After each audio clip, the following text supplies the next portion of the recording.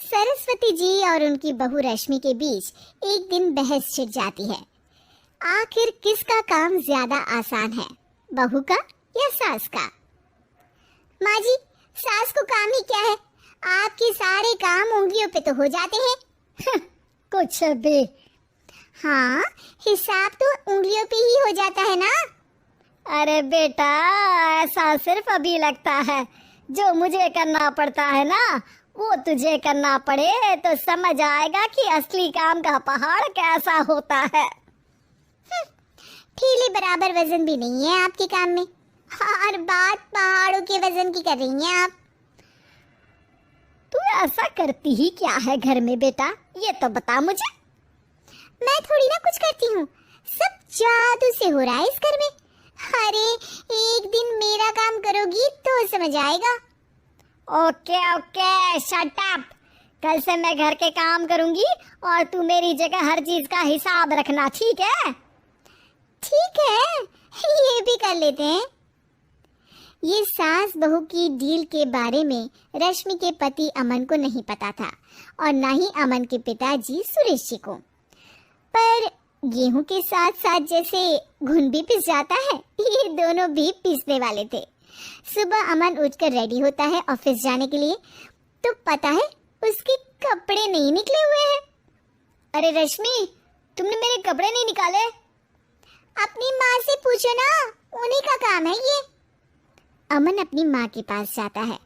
अब मेरे कपड़े आज आप देने वाले हो क्या माँ? हाँ, देना तो मुझे ही चाहिए, पर तेरी बहू ने कपड़े धोने ही नहीं डाले, तो कोई भी धुला हुआ कपड़ा नहीं है बेटा। हैं? ऐसा क्यों? कपड़े तो धोने आप ही देते हो ना माँ? अरे बहू ने तुझे बताया नहीं, अब हम अदल बदल गए हैं, मैं अब बहू और तेरी बीवी सास। अमन परेशान हो गया। वो बिना इस्त्री के कपड़े पहनकर ऑफिस चला गया। सरस्वती जी अपने घुटने के दर्द के कारण झुककर घर साफ नहीं कर पा रही थी और ना ही खाना बनाना याद रख पाई। उधर रश्मि पहले ही दिन घर की चाबी घुमा चुकी थी और 300 रुपए का हिसाब अलग नहीं मिल रहा था। पर दोनों का ही घमंड कैलाश पर्वत से भी बड़ा था और दोनों ही खेमे एक दूसरे की बात मानने को बिल्कुल तैयार नहीं थे। शाम को जब सुरेश जी और अमन खाना खाने बैठते हैं तो सरस्वती जी उनके सामने गाजर और पपीते लाकर रख देती हैं। अरे माँ, ये क्या है? ख्याली पुलाव के साथ सलाद। माँ जी खाना बनाना भूल गई लगता है। अरे एक एक चमन्नी का हिसाब है मेरे पास, खाना बनाना कैसे भूल जाऊंगी? ये तो मैंने पढ़ा था कि फल फ्रूट खाने से सेहत अच्छी रहती है, इसीलिए ये ले, एक फल खा ले। रात को सुरेश जी और अमन अपनी मीटिंग बिठाते हैं अकेले में। बाबूजी, इनकी लड़ाई के कारण ना हमें ठीक से खाना मिल रहा है, उल्टा घर के सारे काम रुक गए हैं। हाँ बेटा, 2 भैंसों की लड़ाई में बेचारे खेत के पौधों का भी नुकसान हो रहा है। पर पापा, क्या बताऊँ आपको, मैंने माँ को इस महीने की 2 तारीख को बिजली के बिल के पैसे दिए थे। आज बिल भरने के लिए मांगने गया तो पता चला कि रश्मि उन पैसों से गैस सिलेंडर ले आई। अच्छा, तो सिलेंडर के पैसों का क्या हुआ? अब सिलेंडर के तो कोई पैसे नहीं थे बाबूजी, हमारे घर पर गैस की पाइपलाइन लगी है ना। बेटा, इन दोनों का कुछ करना पड़ेगा, नहीं तो अपने घमंड के चक्कर में पूरा घर बर्बाद कर डालेंगे ये दोनों। अमन और सुरेश जी काफी सोच विचार के बाद एक निष्कर्ष पर पहुंचते हैं। रात ही को दोनों अपनी पत्नियों की अलमारी से नई साड़ी निकालते हैं और सुबह जब रश्मि और सरस्वती जी उठते हैं तो देखते हैं कि दोनों पति साड़ी पहनकर चढ़ाव पर सब्जियां काट रहे हैं। अरे ये सब क्या हो रहा है? क्या हो रहा है मतलब?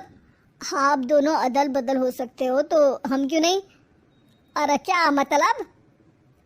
नहीं नहीं, मेरी भी बचपन से किसी की बहू बनने की इच्छा थी, तो आज से सरस्वती तुम बड़ी बहू, मैं मिडल बहू और अमन छोटी बहू। अरे लेकिन सब घर पर बैठ जाएंगे तो कमाएगा कौन?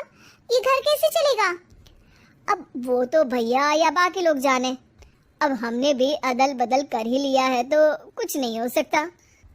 रश्मि और सरस्वती जी को समझ में आ जाता है कि उन दोनों की आपस की डील की वजह से इन दोनों को बहुत तकलीफ हो रही है और उनके ईगो ने दूसरों को कितनी यातनाएं दी है। अब असल में माँ जी आप सही थी, सास बनना बहुत मुश्किल है। अरे हाँ बेटा, और तू भी, मुझसे तो नहीं हो पाया सब घर के काम, वापस बदल ले क्या? हाँ हाँ बिल्कुल माँ जी, और अब आप दोनों भी बदल लीजिए। कोई आ गया तो आप दोनों को देखकर क्या सोचेगा। अच्छा है, आप दोनों के समझ में ये बात तो आई। मैं फटाक से कपड़े बदल लेता हूँ। अरे रुक जा बेटा, एक फोटो ले लेती हूँ तेरी। मेरी बेटी होती तो तेरे जैसी ही दिखती साड़ी में। और मेरा फोटो नहीं लोगी?